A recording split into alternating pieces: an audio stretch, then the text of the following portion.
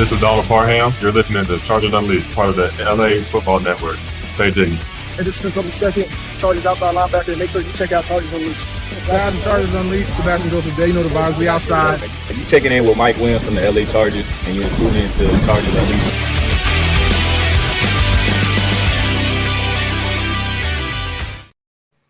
Welcome to another edition of Chargers Unleashed. Jake Hefner and Daiyan Wolkenstein here with you from the LAFB Network. Today's show, of course, is being brought to you by BetOnline, Charger Bolt Family, and Rock Solid Sports Memorabilia. If this is your first time tuning in to the show, make sure to hit that like and subscribe button on YouTube. You can also follow us on Facebook, Twitter, Instagram, Spotify, and Apple Podcasts. Daiyan Wolkenstein. What a day. Day 2. Not too bad. Day 2 is definitely better than how Jake Hefner currently sounds and feels right now. I wasn't going to say it. Well, I'm sure it was pretty obvious to a lot of people. You know, I don't have that normal pitch in the voice in the introduction. Yada, yada, yada. Yeah, my voice is not carrying after 2 days of spending great time with great friends talking nothing but the NFL draft. And now we're here to, just before Day 3 kicks off, to recap the Chargers' Day 2 selections of USC defensive end Tuli Tuipulotu and Washington State linebacker Daiyan Henley. Dan, I got to admit, I was a little nervous because what we were talking about yesterday with the draft picks starting to go, we knew that edge was going to be a target. We knew the tight ends were going to go early as well. And that was exactly how it started off. And when the Chargers were coming up to their pick, it did not seem like it was the best for either class. And you thought to yourself, okay, the Chargers are probably going to go in a different direction here. Are they going to possibly trade out of this pick? And kind of like lost in the shuffle with all these edges that went off. We even mentioned him yesterday, and we've been talking about him for a while on this show. I think the Chargers got themselves some good ones. They did. Welcome to Chargers Unleashed, everyone. Good morning, good afternoon, good evening, depending on where you are in the world. Chargers go back-to-back defensive picks for Day 2. We are live. This is going to be fun. We're trying to get this thing out and have some fun here at the beginning of the day before the draft actually kicks off. Obviously, we'll have this out audio podcast as well later on. For folks who have not yet joined us on a live show, welcome. This is going to be fun. If you have any questions or topics, things you'd like to discuss, put them in the chat. We'll see if we can add these to discussion. This is as much as you guys bring to us. So if you guys are done with it, we'll be out. We'll go take our coffee. We'll take our Advil, and we'll go right to the draft on the couch, and all things will be well. Jake, before we go, got to pay the bills real quick. Let's discuss the over-under 0.5 wide receivers selected today by the Chargers. Think you got to go over, my friend. Day 2 was all about the defense. Even with some of the playmakers that were still on the board, I think that you're going to see you have to have someone fill that kick returner need. So I think that that's going to, you have still a good batch of wide receivers that can fill that particular need for you. Even some that could possibly be in the running back aspect for that department. But in terms of what we're talking about, wide receivers here, 0.5. Tom Telesco alluded it after taking Quentin Johnston on day 1. Returner still needs to be filled. So yeah, let's go the over on that one. But anyways, I want to remind everybody that BetOnline remains your number one source for all your betting needs this season. Always the fastest and easiest way to bet on all of your favorite sports and events. Head on over to betonline.ag to join and receive your 50% welcome bonus with your first deposit. Make sure you use that promo code BELIEVE. That's BLEAV to receive your rewards. BetOnline, where the game starts. So today we're going to discuss Day 2. Obviously, we'll also go into Day 3 and who some of our guys and positions are that we would like to see. Fingers crossed. But let's get into some of these questions. Jake, right off the bat, this kind of leads into, obviously, what we saw last night transpire. Robert Somo asks, what was your favorite pick from the draft at the moment? Quentin Johnston, Tuli, and Sion. I would have to maybe shift it a little bit to Daiyan Henley. I would have to say it's, and I say that because of the fact that here we are in round 3 with everyone knows it's coming. The reputation that Tom Telesco has with third-round picks, it is normally a reach pick. It's someone that normally you've even heard analysts say when the Chargers have made that selection, and then the commentators come over the top and say, "I didn't have that guy in my top 110 picks," and we're just all putting our hands to our heads and going, "What the hell just happened?" Instead of reaching, Tom Telesco took value. And at a much-needed position, which there was very little depth in. And I know that this linebacker class is definitely not deep. It was not one of the more talented linebacking class. You had your top guys, obviously, and then there was a severe drop-off. So the depth of or the strength of this linebacker class was not the best.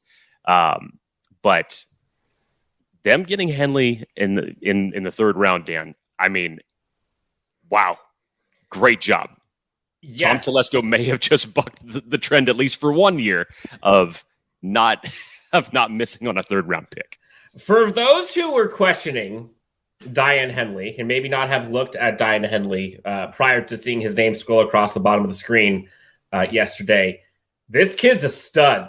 This kid is a stud and is a well-liked player by many in the media. Chris Sims has him as the linebacker 1 in this entire draft class. So just to kind of give people a little quick preview of who this guy is, 88th percentile in the 40-yard dash as well as the broad jump.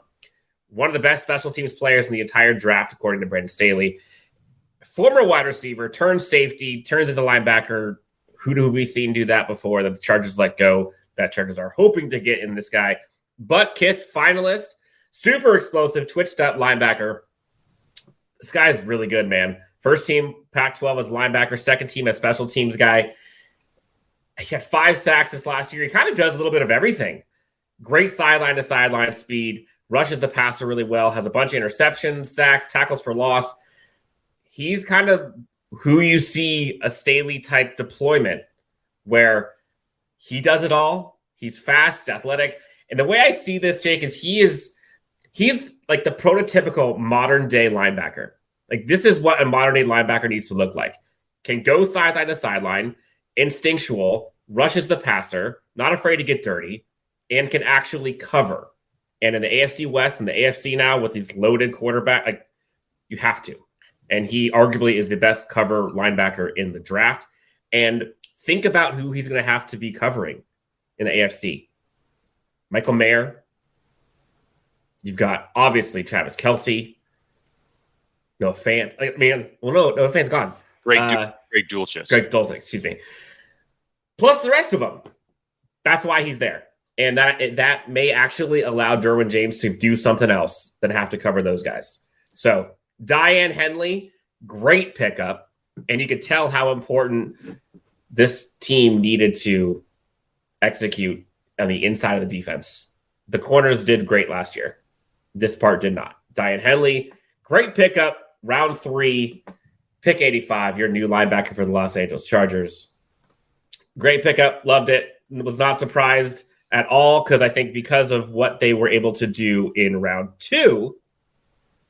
Thankfully, they were able to go edge, which I thought was arguably the biggest need going into day 2, specifically because they did not go edge day 1, and you saw the run on the edge position. They went quick.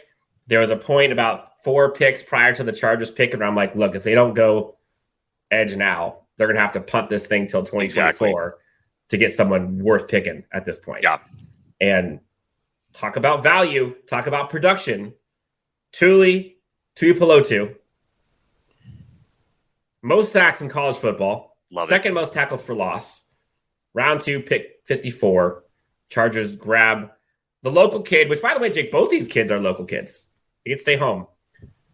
How are you feeling about that one?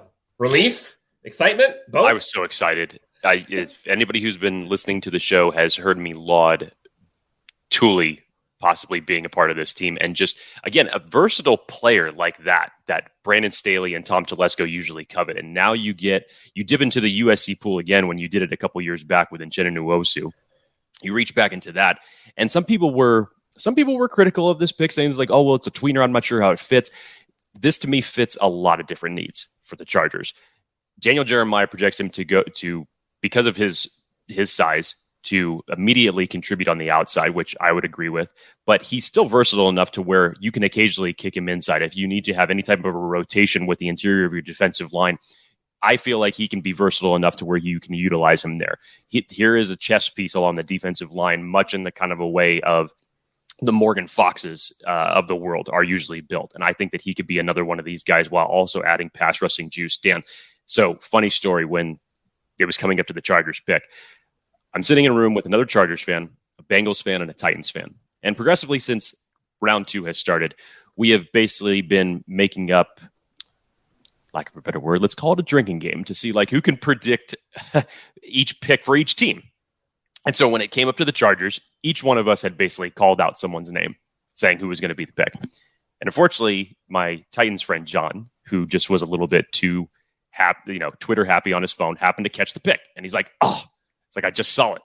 And all of us were like, okay, was any one of us correct on who we picked? And he said, no. And they're like, okay. And then we're trying to figure out who it is. And he said, he's like, it was actually on page 2 of available prospects. So immediately we're like, oh no, what? Blood pressure rising. Like, was there a reach? Like, what happened? And then my other Chargers friend, Brian, said, it was like, wait, is it Tuli? And John starts shaking his head, and we're just like, oh, like, like we love that. Like, yes, let's go. So it was just an immediate like change of emotions to go from like, oh no, like what happened, and everything just skyrocketed from there. So you have to be super excited with this pick, Dan. When we had Trevor Sikkema on the show, his exact sentence when he was thinking of home run picks for the Chargers in the first round, second round, third round. For the Chargers specifically, he said they would love Tuli in the second round. And once again, there's Trevor Sikkema somewhat being Nostradamus and predicting the future for the Chargers. Matt Buddy Smith also did that on the recap of the Quentin Johnston, was saying, man, Tuli's there. Yeah. Don't be surprised. And I don't even consider this a reach either. I know that there was the run on edge players early in the second round, but this was a high position of need for the Chargers, and to get a edge player of Tuli's caliber with his production to come in and be a versatile chess piece that you can add along this defensive line, to not even come in to be your starter, but you're going to have him basically as your edge 3 behind Joey Bosa and Khalil Mack, and add a little bit more juice to that pass rushing room, which you desperately need. I loved it. And I think as a whole, Dan, I think the Chargers came away with a very, very solid group of guys for day 2. Guilty as charged. Recently working with the Los Angeles Chargers is here with us this morning. What's up, gents? Fired up about Tuli this morning.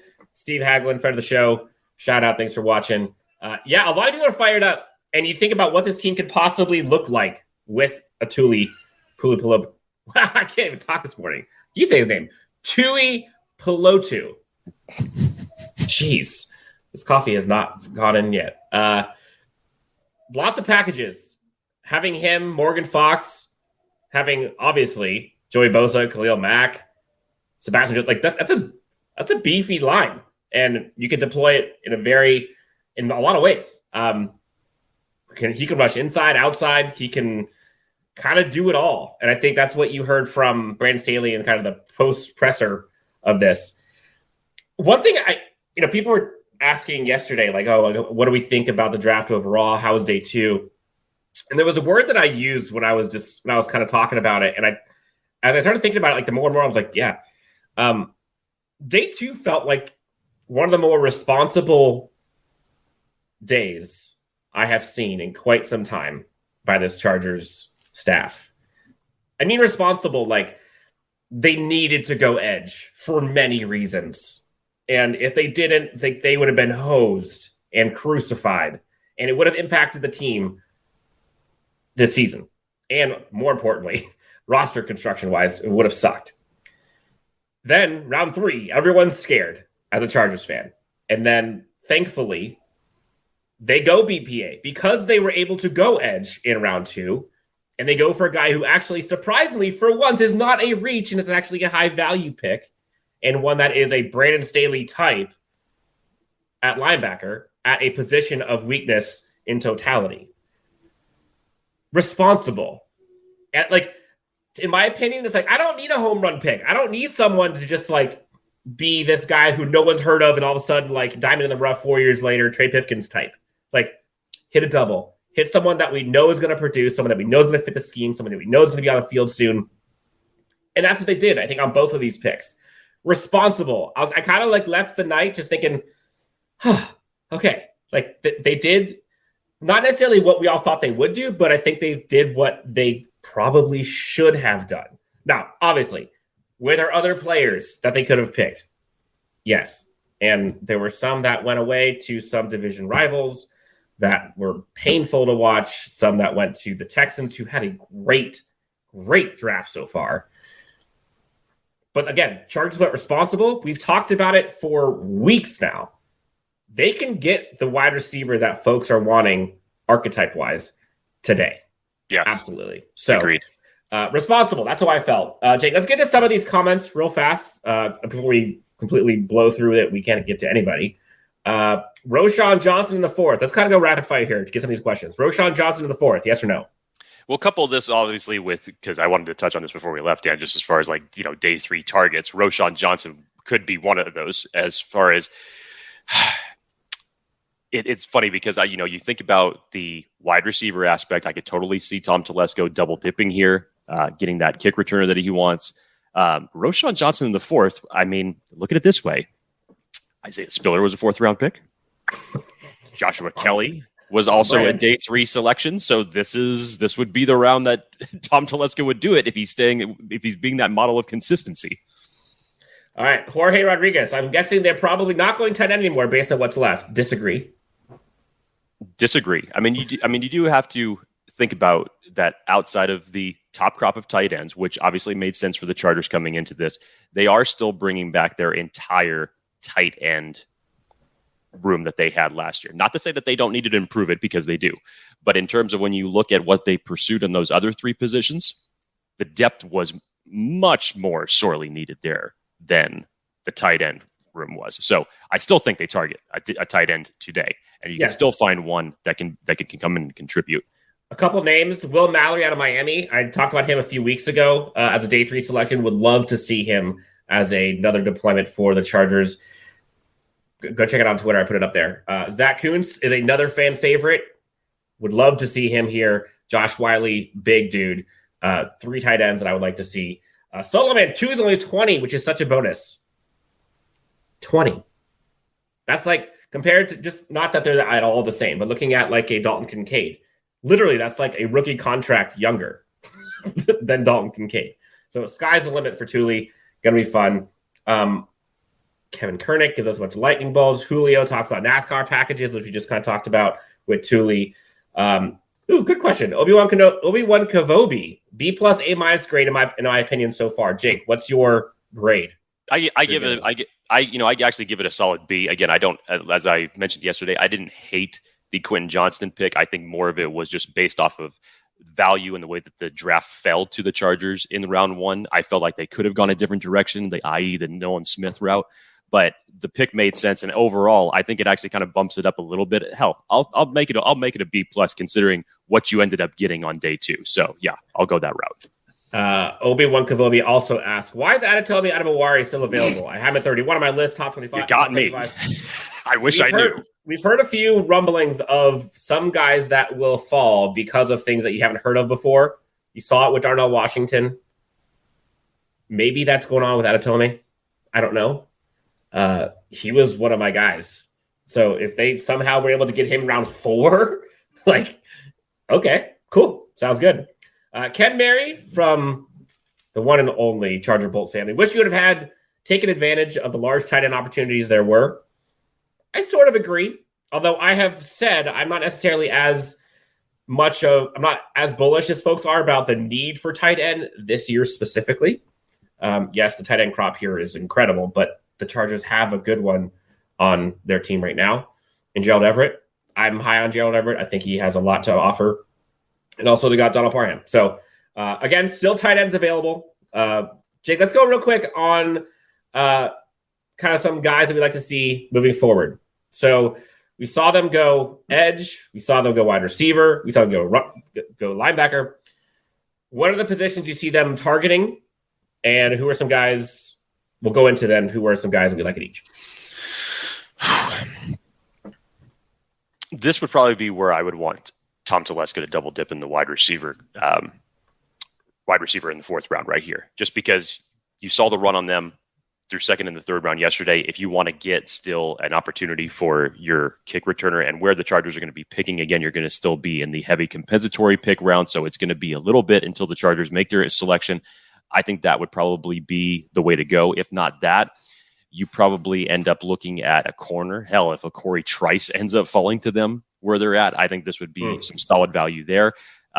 Who knows when Trey Tomlinson would be going? I just absolutely love what I watch from Trey Tomlinson. I think, just don't look at him for his actual size. Look at how he plays, because he definitely doesn't play like a guy who is his size. He plays much bigger than that. Outside of that, I think eventually you will need to address the interior of the offensive line today. I definitely think that that's going to be a possibility. Tom Telesco historically has done that. And then I think the wild card, Dan, is a running back. Is a running back. Is Tom Telesco going to address this or not? I think. Give me Izzy. I want Izzy. I want Izzy, man. Folks who have not seen him, I was watching tape last night. Izzy Abanikanda has like Reggie Bush vibes. He's not at the ceiling of Reggie Bush. Just hear me out. But watch him put on Reggie Bush goggles. You can't stop seeing Reggie Bush. Breakaway speed. I would love to see him as Los Angeles Charger. A couple other running backs.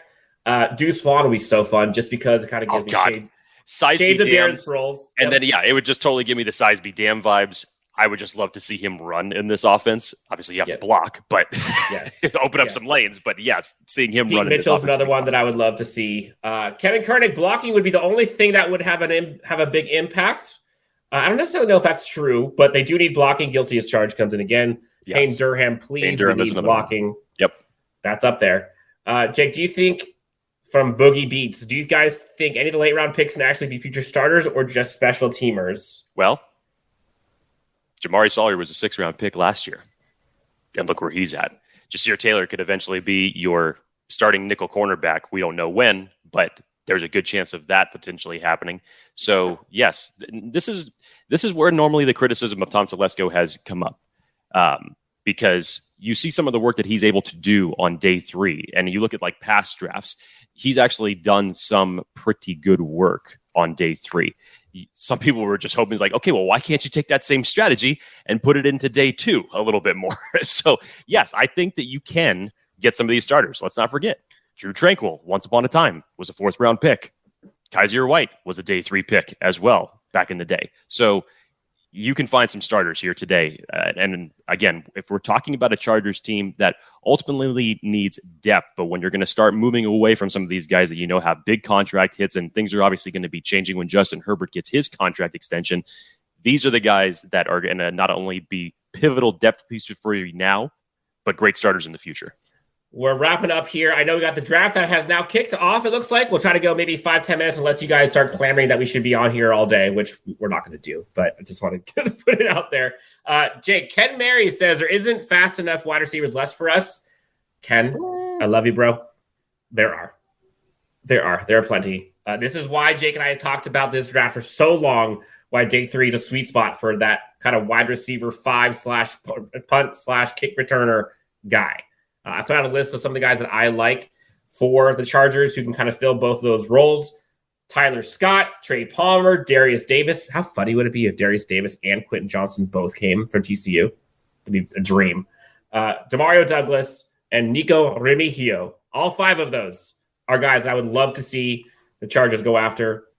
I have kind of a running list. I'm hoping that one of these guys got to be there, right? Like they have to. They have nobody who's going to return a punt or kick right now. I'm sure it's painful for you for the fact that Tank Dell is not part of that list. Why did you mention his name? Sorry, I was trying to figure out a way to work it in there because I know that you were just absolutely crushed yesterday when that took place. Thank you so much. That was no problem. That was so kind of you.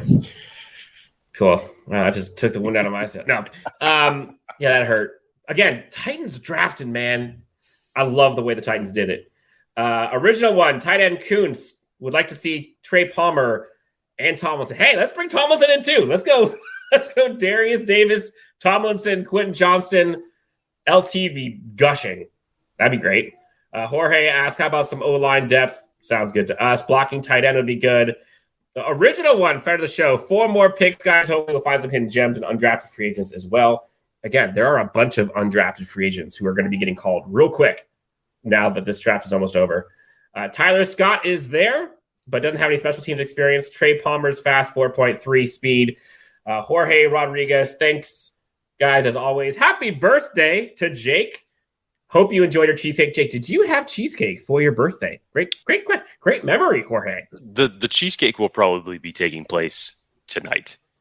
My stomach was too filled with pizza, pulled pork, burgers, and alcohol the last 2 days. So the cheesecake, you save your dessert for last. Cheesecake will come tonight. Kevin Koenig. Dan was the first person I thought of when Dell got picked. Yes. Somebody check on Wolkenstein. The number of people that tagged me on Twitter, I'm like, guys, I'm just in my feelings right now. I can't do this. Like, it hurts. It hurts. So, Jake, any other guys you want to kind of talk about? Oh, corners. I think that's the one position we haven't talked about yet. There's a bunch of corners and safeties that we could see the Chargers go after. Safety, real quick, JL Skinner, Antonio Johnson, Chris Smith, Jay Ward. JL Skinner, love. Jay Ward, love both of those two. Kind of the safety / corner hybrid. They can kind of do the nickel stuff. Corner, there's a bunch. There is a bunch of corners. So thankfully, when Jake and I did our best fits for the Chargers, we went through day 1 through 3, and a bunch of my guys are still here. Keely Ringo, no idea how he's still there. Darius Rush, no idea. Clark Phillips, speaking of guilty as charged. Clark Phillips. Guys like a pick six. Steven. Don't you go to the outside. Like, don't throw outside to him. Like, don't throw out routes. It's just going to turn into a pick 6. It's not worth it. Kai Blue Kelly, Catrell Clark. Both those two were on my top 5 list, Jake, of best fits for the Chargers. Eli Ricks, Corey Trice, Darius Rush, and then a guy to not sleep on. Good size, Carrington Valentine. Really like him. Okay, a lot of names. We blew through this. Draft is officially on the clock now, Jake. Anything else from you or from the listeners, viewers? Again, if you have not already done so, please hit us up with the like and subscribe. Helps us out a ton. Jake, anything else you want to talk about? Feelings? Chargers fans, I think day 1, day 2, if you take it as a whole, I think the Chargers have done an exceptionally good job. Let's hope that we can continue this in day 3, see what falls to the board. Let's get some more. Yes. Okay, last question for you, Jake, before we head out of here. Folks in the comments, let us know what you think. Bold predictions. Bold predictions by Telesco and staff. Could we see a trade down? Could we see a trade up? Who's a player? Bold prediction, go. I don't see a trade down. So I'll still be waiting until 2024 to hopefully get my to hopefully eventually get my trade down. So no, I don't see that. And I will say this. I really felt that if the Chargers were going to target a running back, given the situation with Austin Eckler, I would have felt like it would have been done on either day 1 or day 2. The further this goes along, the better it makes you feel, not just from the standpoint of the Chargers possibly getting that situation resolved from Austin Eckler, but it also may give you the indication of that's their feelings towards Isaiah Spiller and what eventually he's going to be able to bring to this team. So you would assume that you'd be seeing a hell of a lot more of him in this offense next year. So we'll see what we can do. It's kind of still an incomplete on Isaiah Spiller. We don't know what he is to this offense no idea because he barely played in it. So we'll see. Jay Richer 84 asked the question. Longtime listener, watcher of the podcast. Shout out, Jay Richer. Thanks so much for tuning in again, being a supporter. Take the Chargers pass on safety purposefully and instead pursue John Johnson. I don't necessarily know if it's instead, but they're absolutely going to be pursuing. That could totally John be Johnson. It under the table that there could be something lined up after the draft. Yes. Jake, best of luck to you and your voice. Do you have any Pedialyte with you? I got something. Attaboy. Okay. Guys, gals, this has been fun. Be patient. We talked about it. It's a long draft. This is where we can see kind of the depth, the underbelly of this team kind of get shaped out. Thank you so much for tuning in to Chargers Unleashed. We will have our day 3 recap. Edition. Nice. Oh, no. This is fantastic. We're off on a bad note. We'll have our recap for how the Chargers did overall coming up on the next episode. For Jake Hefner, you can find him in his raspy voice at Jake T. Hefner with Pedialyte, myself at Dan W. Sports. Guys, gals, thank you so much for tuning in. And we will talk to you next time on Chargers Unleashed. All love. We'll talk to you soon. Bye.